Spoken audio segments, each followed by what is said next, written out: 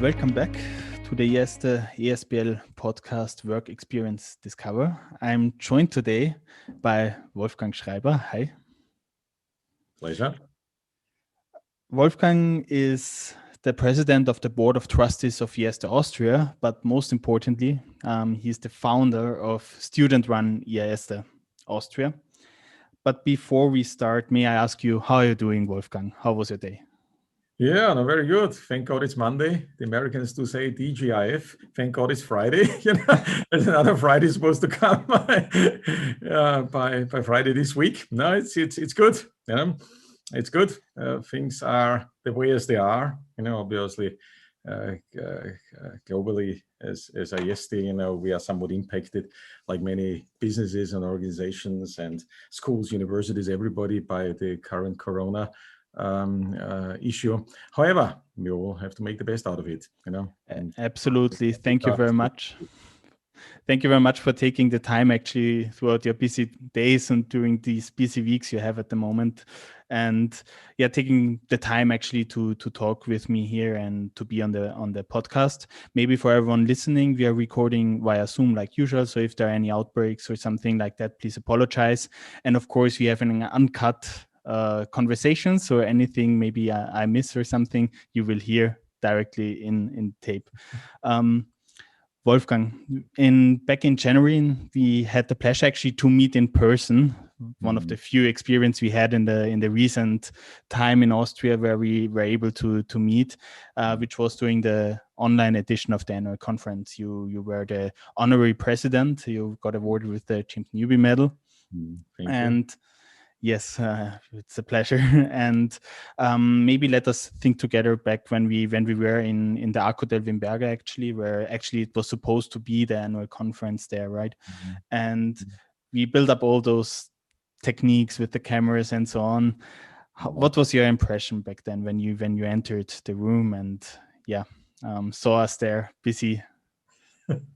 Yeah, look, I was deeply impressed, because seeing all the infrastructure there and you and the others trying to make this the very first online channel conference ever in the history of the organization was quite something. I actually didn't know what to expect on that particular Saturday morning. We didn't either, actually. It was everything. Exactly. I have to say, our president Thomas, he put a lot of work together with Kevin, who was in the last episode of the podcast. Actually, they were putting so much effort actually in all those camera stuff, and we were happy how it went actually. It was really fantastic, even as it was unfortunately just an online conference, but the spirit and all these just entering, it felt like, okay, it's going to start, the chairs and all this stuff, what usually you see there, obviously we're missing, where you see there, hundreds of chairs and all this, and people outside the conference venue. That part was missing, but it felt like somewhat, when I think back, quite some time ago when I was at conferences, it felt like, okay, well, the thing is going to happen. The setup was something different, so the spirit was totally there. So I was really really impressed. Thank you very much. I mean, it was really amazing because we had to figure out that online tool. We had this amazing Polish provider actually, with I mean, they had the license of Pine, and they were so amazing. And what was really amazing to me was people were saying that they were feeling the IAESTE spirit, although it was online. There were those random networkings, and that was for me something, okay, we can figure it out, and it will work. And that is something IAESTE is really good at, I believe. Yeah. Absolutely. It was just like, the start of it, and like Alex, she was on the world map, marking each and every country, doing the roll call.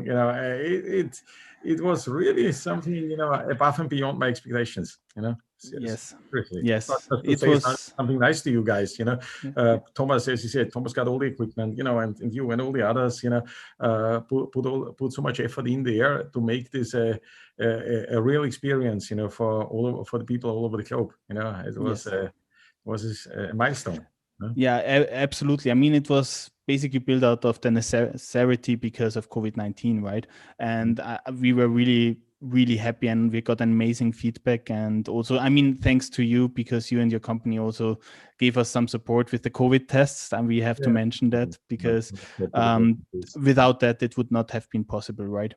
But yeah, speaking about figuring something out, actually, because why we wanted to have you with us here on the podcast, and we had a conversation in Vienna about that.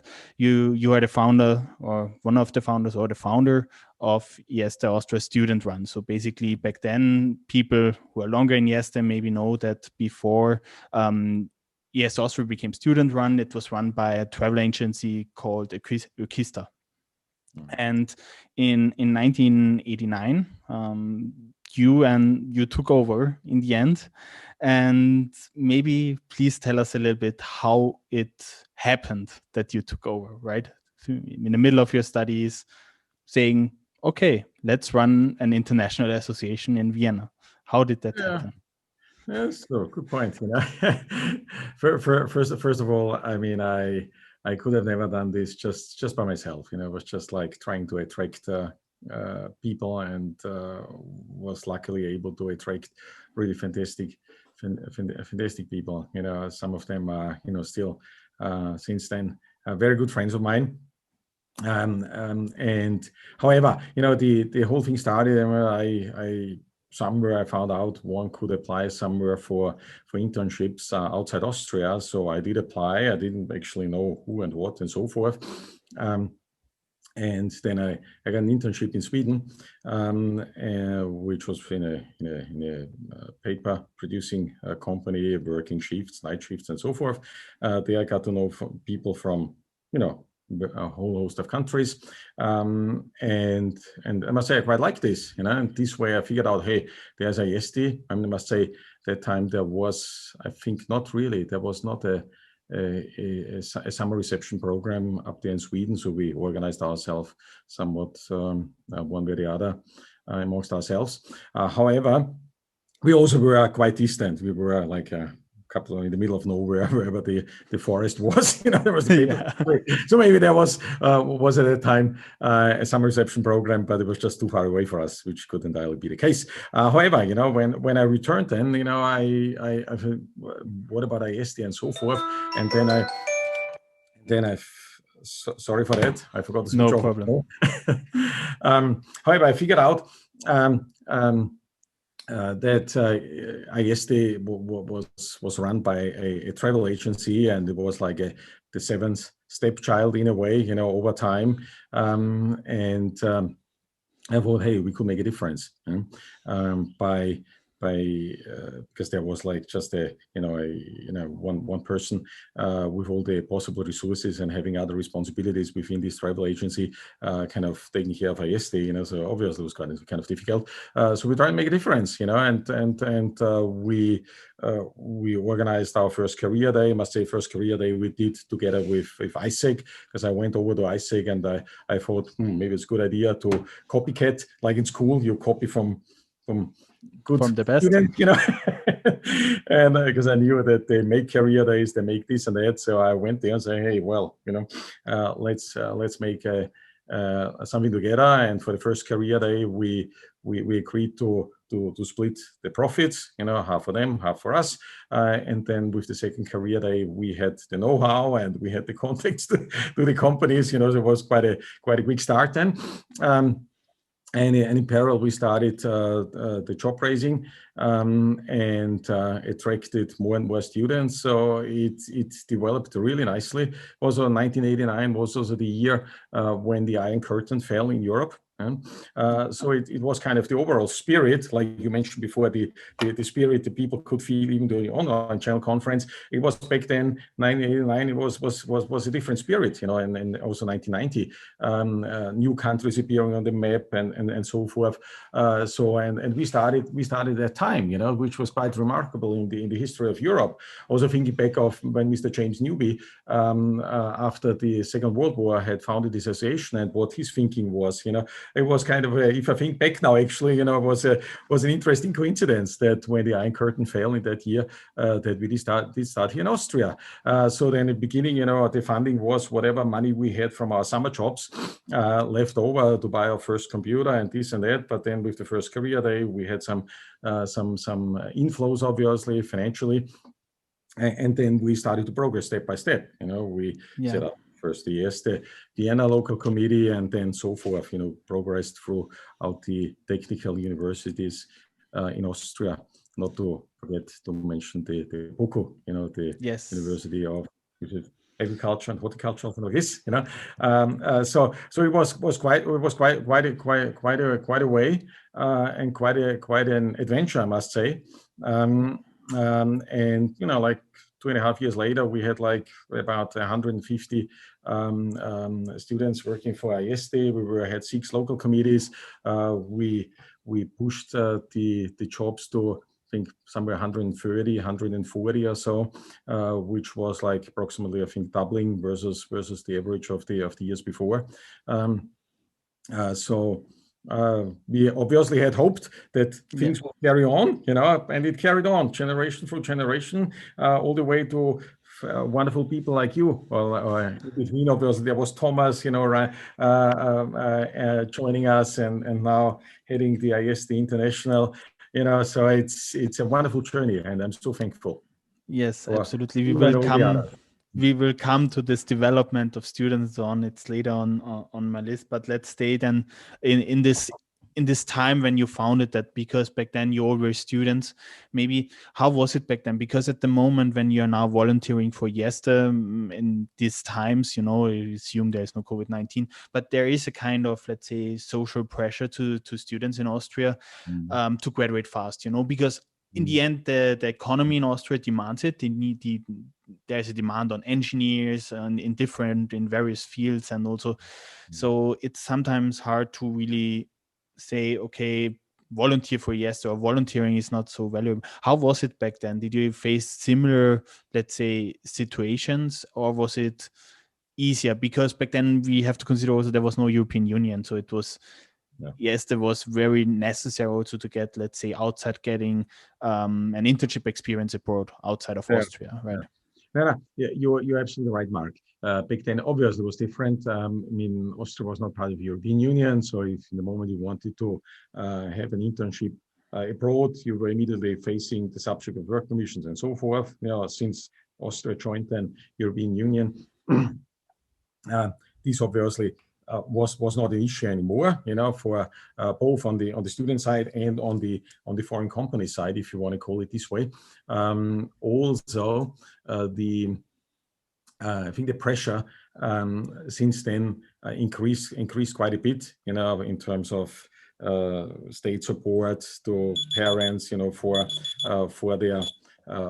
the student children, if you want to call them. But so from that point of view, it was clearly somewhat easier, I must say. So you are facing now those challenges what we did not face yet at that point in time, and on the other hand, I think on top of it, you're facing now with Corona, obviously, an additional challenge, where obviously the social glue, that you get together, you can join, you have your meetings, both on an Austrian level, on an international level. It's whether professional run or student run, doesn't really matter. But I think it's for such an organization. It's an extreme challenge now. However, this went quite well, but extremely important was the support of the university I was studying to begin with, from the Technical University of Vienna, and there we had from the start fantastic support, from the president of the university, from the administration, like we had when we celebrated the 30th anniversary back in, when it was 2 years ago, actually. Yes, exactly. Gerald Hodacek, he was one of the guest speakers there, and he gave you guys, somewhat of an idea of what it was like back then, Yes, but people like him were so instrumental and so motivating, for all of us, because when you meet then people who are on some of the senior level at university or in corporations or in other organizations, it was so instrumental, to make all this happen. So I think the benefits of IAESTE never changed, actually. So if I consider myself as an example, I basically learned English while joining IAESTE. To be honest, I was not even I wasn't really good at it in English. I did my A-levels in German, because that's possible, especially in the technical high schools we have here in Austria. And all those, networking skills, the presentation skills, like also speaking freely, approaching people, asking for jobs. I think that will never change within IAESTE, and that's the huge benefit. It's maybe a little bit harder to get people in there, but I think everyone who is in the association wants and really understands what we are doing, they are always saying the same then in the end about IAESTE, that it's totally worth it, right? No, absolutely. Yeah, sorry if I interrupt you. No problem. But if I think about just about this one thing you mentioned now, that you learn so much, I think it's just I called it sometimes the IAESTE MBA program. Okay. You simply learn so much, and if you study like business administration and other things, then in principle you study already, like, okay, how does certain things work in terms of how to organize a company, how to structure certain things, and these more management skills. In technical studies, obviously, this is obviously less of a priority because they are technical studies, and that's why I think it's so extremely complementary for those who study at technical universities to take this opportunity and to get this extra skill set, because you learn there's so many things, just you learn them, you're learning by doing, and you try, you fail eventually. I mean, which is not such a big deal. Next time you try to do better, and when you actually then enter for your first job, in a company, then many times, many of us notice this. Obviously, you enter and, well, it's actually, there's a project and who is doing what and all. Maybe it's not very much different, obviously. I mean, it's a different business model, of course, but in essence, it's not like you say, oh, and how does this work now, Or if it's international business, then you like you said, you improved your English quite a bit. The same was in my case, and then you just go on and you say, well, okay, I've seen this before, no big deal, let's move on. I actually really like your description about the IAESTE MBA, because especially now in technical studies, like you said, it's really the focus on the technical skills, and that's why you study in a technical program, right? But for you, you are also an employer, you're a businessman, you had several companies and startups and you name it. And when you have let me ask it this way, you have an open position, right? And it's an amazing position, you have 20, 30 applications, and you go through all those CVs, and they are really amazing CVs, but in a few of them there is something written about IAESTE or extracurricular activities like IAESTE, maybe also ISEC, then student union and so on. What do you expect them to be? Why they are standing out, especially maybe with the IAESTE students, because of career fair and so on, and that? And why would you hire this person rather than another one, maybe with better grades? And that's, I think, something really important, because sometimes you invest more time into IAESTE rather than your studies, so your grades fell down a little bit, or you take longer. Compromise. Yeah, and you also maybe take longer for your studies. Like I just read a post from a student from Germany who actually was on his way to study within 5 years electrical engineering, but then in his master's he discovered the IAESTE, so it took him like 2 years longer because he invested so much time into it. But still, he got a really amazing job now. Why do you think this pays off? Like from your as an employer view, you know? Yeah, look, it clearly pays off, because I mean, you always look for a point of difference, one way or the other. Right? It's like if you're in consumer goods, for example, then when you market your products in the supermarket, then you cannot just like sell like you sell insurance policy, or you sell some things where you sell like in the investment industry, But there, you're on the shelf and you try to find for your products, be it chocolate, be it cookies, being detergent, being you call it. You try to find a point of difference, which is marketing your product indirectly. And the CV is also something where somebody is marketing himself or herself indirectly, not person to person, because there's the first point. It's somewhat, from that point of view, it's somewhat similar. Like if you look in front of a shelf of a supermarket, so well, I have a few products I can choose from, and then you look at the packaging like you look at a CV. Say, hey, what's different here? What's there? And from that point of view, obviously, one is looking at it. I mean, sure, there are some hard facts. Well, is it the right subject, or if you're searching an architect, you're not hiring somebody in IT, right? Else, that's clear. But given that you sorted out this now, and from that point of view, you have your 20, 30, you call it CVs, then you try to look for some point of differences. And then obviously things like be it IAESTE, be it ISEC, be it whatever, those things obviously stick out naturally, and even if then, because whoever is then in business and understands, well, if there's written had been an active member in IAESTE and did this and did that and a few bullet points, and say, well, I did this for a couple of years or whatever, for 3 years or whatever it is, then it's absolutely logical. Then the person would eventually study somewhat longer. But then obviously you say, well, here I have somebody who already gained first management experience, and obviously when you hire somebody at that level, you don't want this person necessarily just to sit by himself or by herself for the next 5 or 7 years, just alone and no interaction with anybody in the company. So then obviously you say, well, if I invite this person and if this person tells me then what he or she did, then obviously say, well, hey, this is fantastic. Somebody else, in this case IAESTE, already invested into the development program of this particular person. And this is a clear additional asset.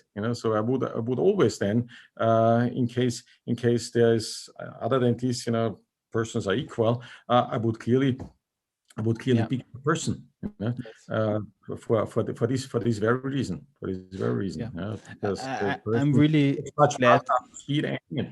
Yeah, I'm really glad you're saying that, actually, because throughout my studies, actually, I worked in Linz for Intel, so the big computer company. And actually back then, when I had my interview for the student position, it was simply a student position. My boss said, okay, he really would like to hire me because he believes, due to my experience with IAESTE, and I was there in IAESTE like for 2 or 3 years, he thinks he saves like up to 6 months of working time with me, because I'm already used to, especially also speaking with people I don't know, because that's something really, really important, actually, in all corporates, right? In all companies, you have to talk with business partners, with teammates even, and that's really, really a huge important point, because you basically learned that with IAESTE. Yeah.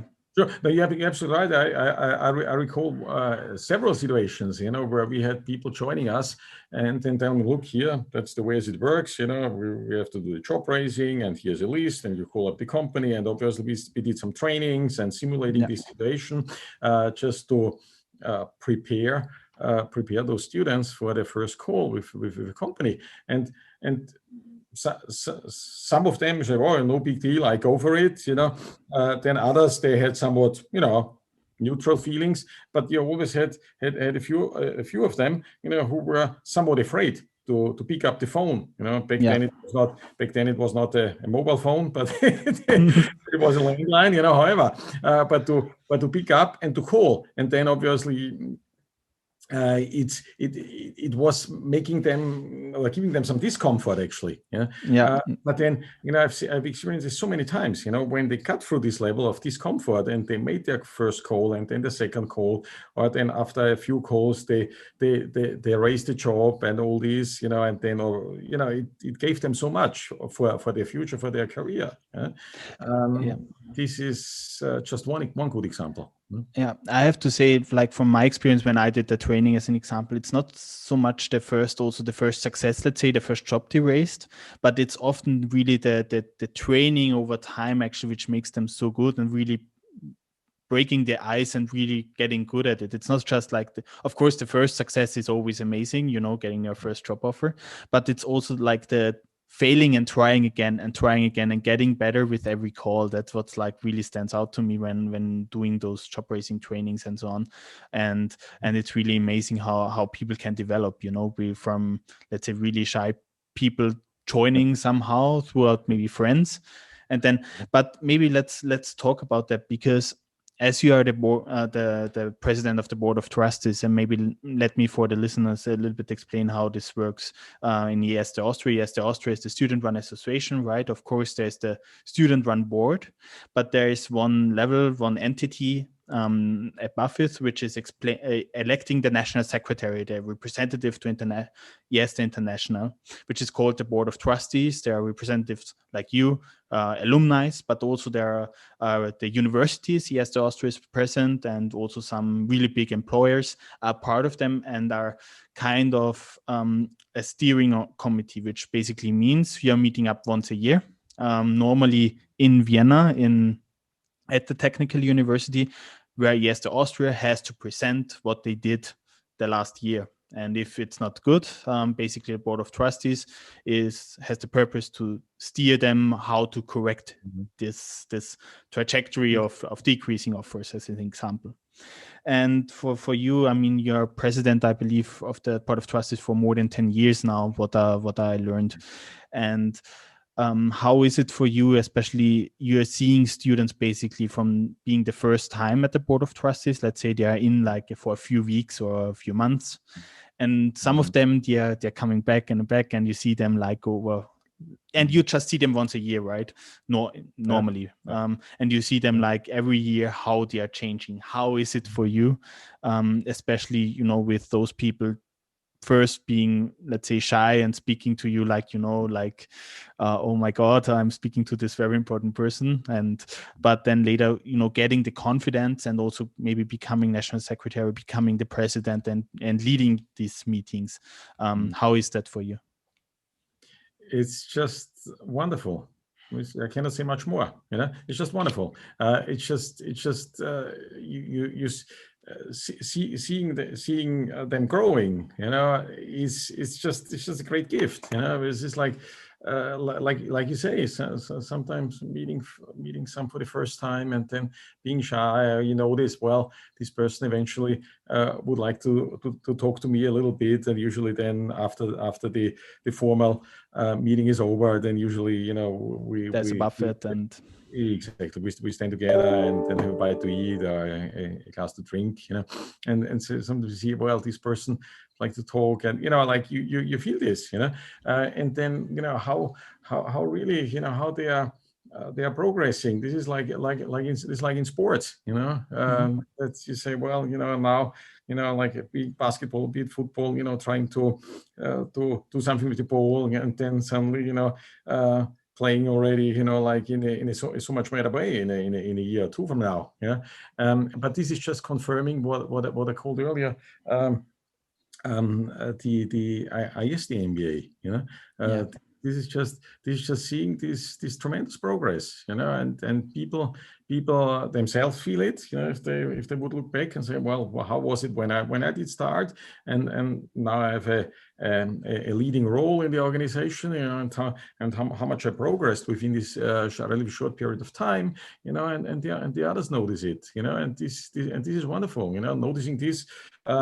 As one thing is, people they study something and they start out with math or whatever they start out with at university, and then only they write a thesis, do a PhD, and they progress so much, from within only so and so many years, and then if you see that they have been growing, from a personal point of view, from a management skill point of view, is just confirming, that this person, has developed, an additional skill set which is so invaluable.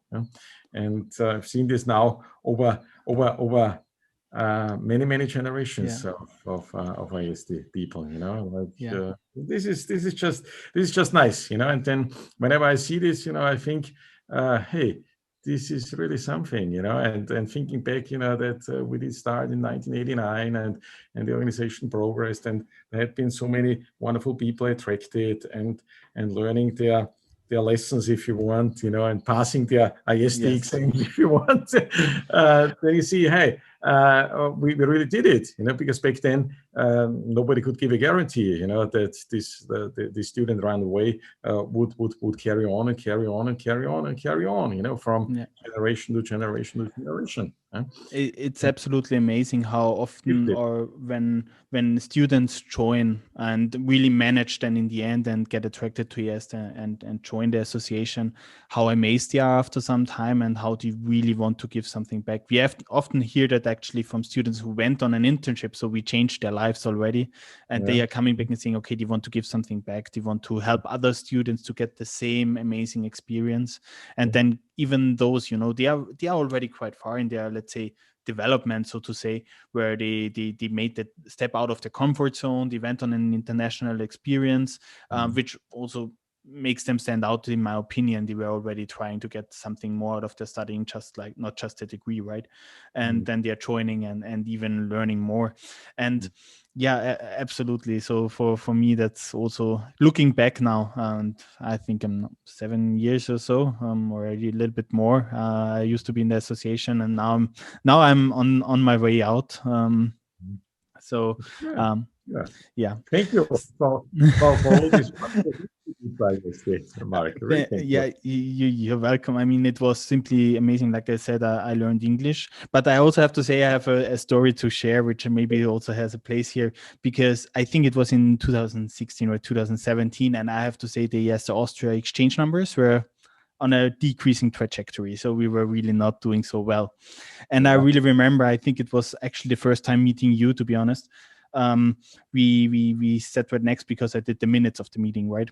And the numbers were decreasing, and you were like, okay, when do you guys meet tomorrow? Because on the next day we said we have a meeting of all the local committee presidents, a meeting with the national committee.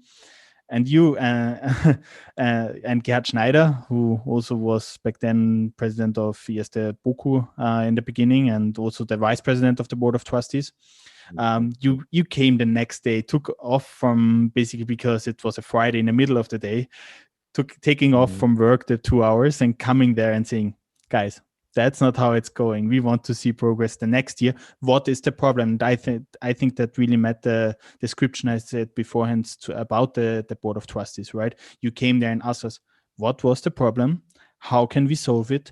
And how do we get there? Right. So this analytical thinking was really something which stood out, and maybe sometimes the good thing to have something like the board of trustees, right?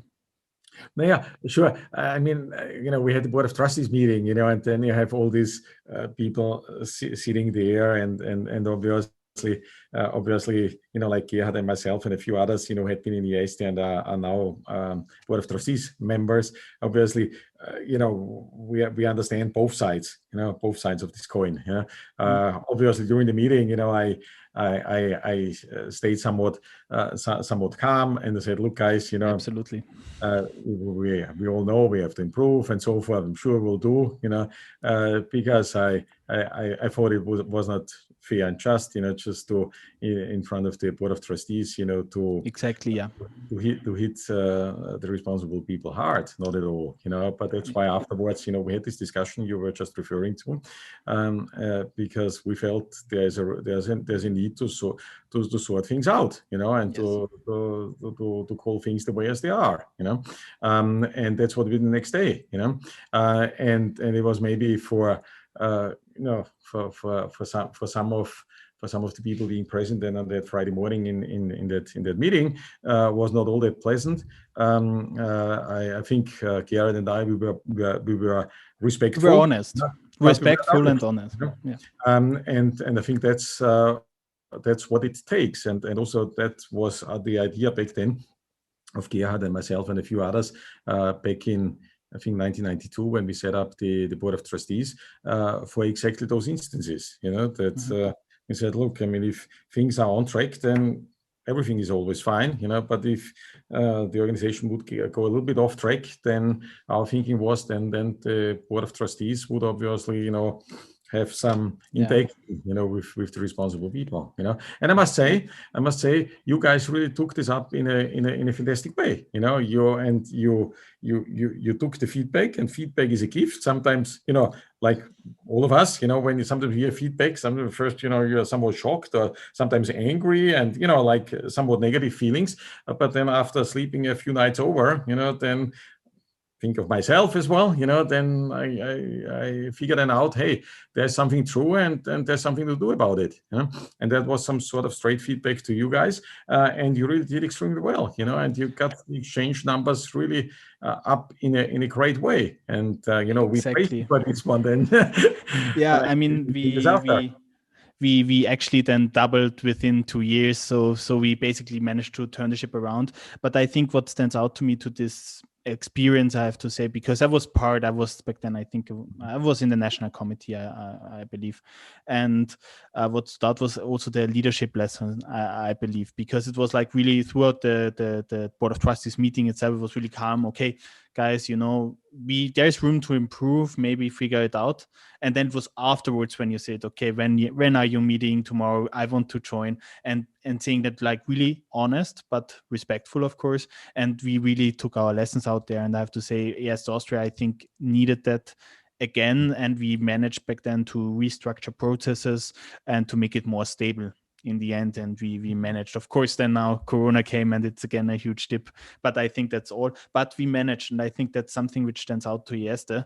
We managed to do exchange within this really, really difficult time, right? Not so. Wolfgang, we are somehow coming to the end of our time, but I want to first ask you about a certain story we heard. In 2019, we had the 30 years anniversary. Yeah. And you already told about your great supporter at the Technical University, and he shared a story I would like to share, and maybe you can elaborate a little bit I'm on curious. it. Yeah, no. And the reason was, back then, like we already said in the beginning of IAESTE Austria student run, you had the great support of the Technical University, but of course there was no European Union. They were roaming, something which is not around anymore, and you had this big telephone bill back then because they were not expecting that. So maybe you can a little bit tell a little bit, because I think it's an amazing story, but also shows how important, because in the end, if you start up a business or you start up, let's say, another national committee, you always have to have a kind of luck, but you bring as something, let's say, you can bring into it is your energy, your motivation, and of course your stamina to figure something out. And back then you had that, but then there was something, and you were ordered into the office because of this telephone. Maybe a little bit, tell us a little bit about that, because no, look, as I said, like we got great support from the Technical University of Vienna, and we got our first office there, and because it was, I still remember, like one day, and at that time, maybe there was roaming, but we didn't have mobile phones, so effectively it was just on the landline, just simply expensive to call abroad. However, one day, the phone rang, and there was Mr. Hodicek, and I'm calling the university, and I know that you're looking. The president of the university said you're looking for an office and all these, and I said yes, we're looking, and explain and try to sell ourselves and what great things we are doing actually for the benefit of the university and the jobs and this and that, and it's difficult outside and work permission and so forth, the whole 9 yards. And then he said, actually, where are you coming from? I said, well, you will not know. I'm, small village, in Lower Austria. It's 50, 60, 70 kilometers north of Vienna. I said, really? Where? So I said, yeah, where I'm coming from. It was our trooper stuff. And he said, oh, really? Well, then actually our families know each other, because my father and his family, they both had businesses in the area, and we knew each other from that point. And they said, well, then you are the brother of Mr. Hodicek, whom I knew since I was a little boy, I said, yes. So that was extremely helpful start, so like you said before, somebody has to be lucky. And then we agreed to meet, and then we got the office, and I said, look, well, actually, we would need also a telephone, so then we got a telephone, and this telephone was working just, within Austria. Then I walked again to Gerald Hodicek and said, look, Mr. Hodicek, we need a phone where we can call internationally, because, IAESTE and all this, said, okay, we'll do, However, then so I got a call then, and I said, look, Mr. Schreiber, we need to talk. So, okay, so from tone of voice, and well, I don't know what happened, but it could eventually be a little bit unpleasant, And I came to his office and I said, well, you created such a tremendous phone bill. I have already trouble with the president of the university, you are among the top league of all the telephone bills here at the university, so how shall I explain this? I said, look, then I explained it, this and that and so forth, so it was obviously unpleasant, obviously both for Mr. Hodicek and for myself, and obviously he tried to help us anyway, and since then he's still helping us. But I quite understood, that is also within the university a bit of a problem, So I said, look, we try to minimize all these things, and then, we got a fax machine, our first fax machine. So fax, some of you might know it. Yeah, I know it. Museum. And obviously, then you could write down things that obviously helped, to reduce the number of phone calls, and so forth, But anyway, it was the way as it was, and you have to be lucky, and you have to have sometimes good angels like Mr. Hodicek and the president of the university back then, and so many others, to get through this, and by dealing with people in respect and with openness, and with that they feel your spirit and your motivation, obviously helps with most of people, to give you this kind of goodwill, and even if there are unpleasant things like high phone bills, that they kind of work it.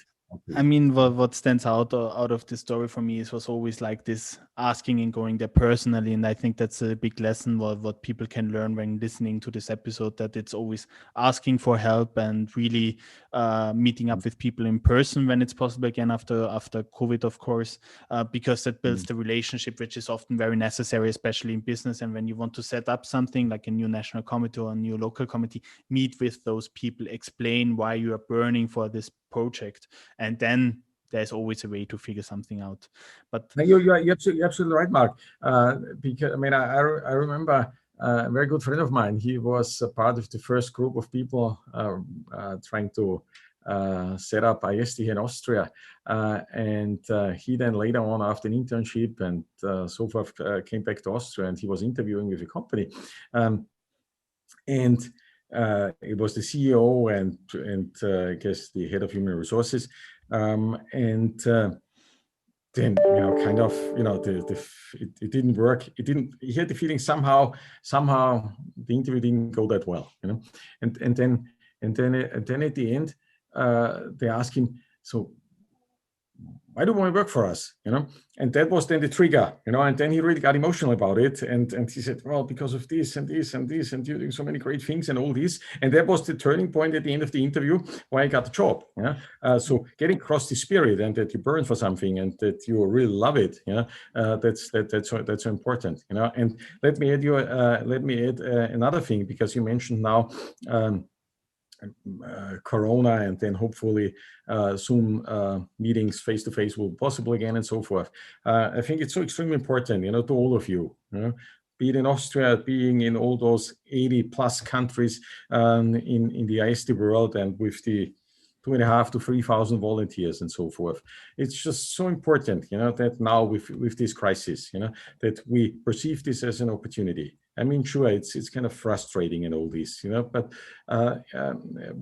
if we all take this on in a positive way and try to make the best out of it, just like you and Thomas and Alex and all the others who made this wonderful online channel conference happening. When we try to do this and try to help each other and try to make the best out of it, then obviously we'll get out of this crisis stronger than before. I'm absolutely convinced. And I can just all ask you, just try to be positive. Or if you have a colleague, who is right now, kind of frustrated and say, oh, this is all really disastrous and all this and so forth, then try to help this person, try to motivate and so forth. Next time, maybe a couple of months later, it might be the other way around, that you might be the one who is kind of frustrated because of this situation. But let's try to be positive. Let's try to make the best out of it. And with this one, I'm absolutely convinced in a few years, we as IAESTE will come out of this crisis so much stronger than before.